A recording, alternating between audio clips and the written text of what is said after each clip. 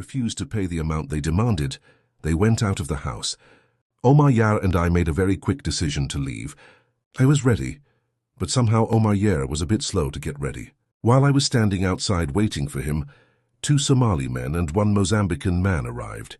They asked me in a very angry way where we were going. I told them we could not pay that amount.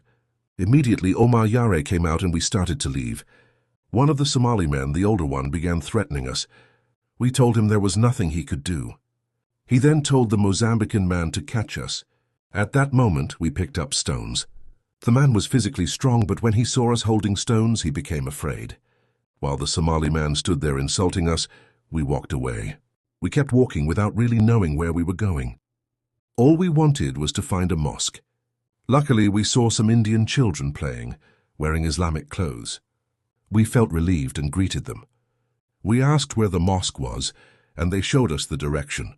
It was not far, it was around Asr time.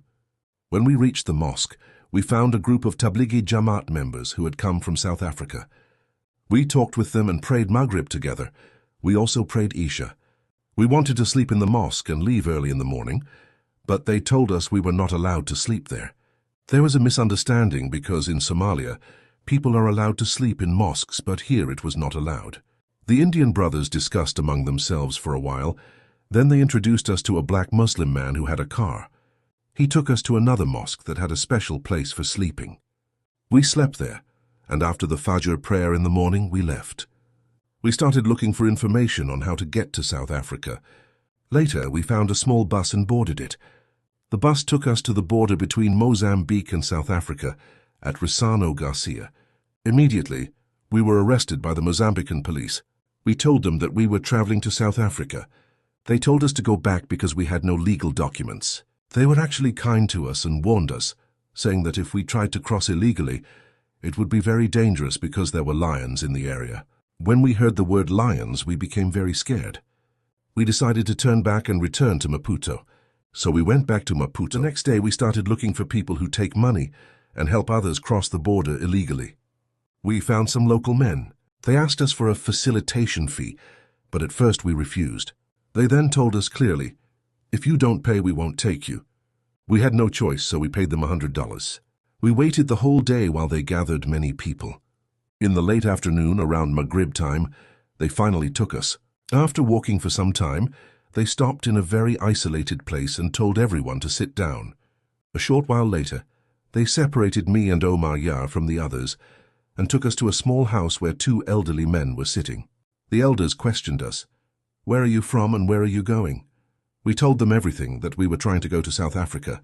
After a short time, 2 men arrived. The elders told us, you will go with these men. They will help you cross the border. We believed them and greeted the men respectfully. We started walking. The road was very dark. One man walked in front of us and the other behind us. Omar Yare was young but very alert.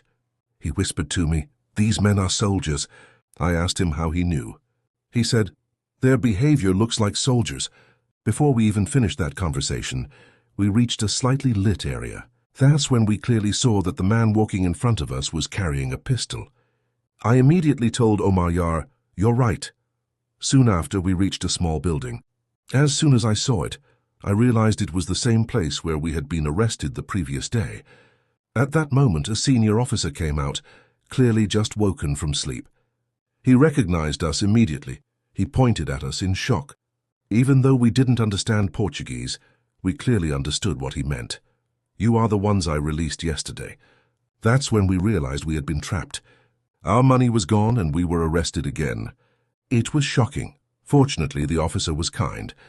He did not take us to prison. He was a young and decent man. He allowed us to sleep in a corner of the small house where he lived and told us to rest there for the night.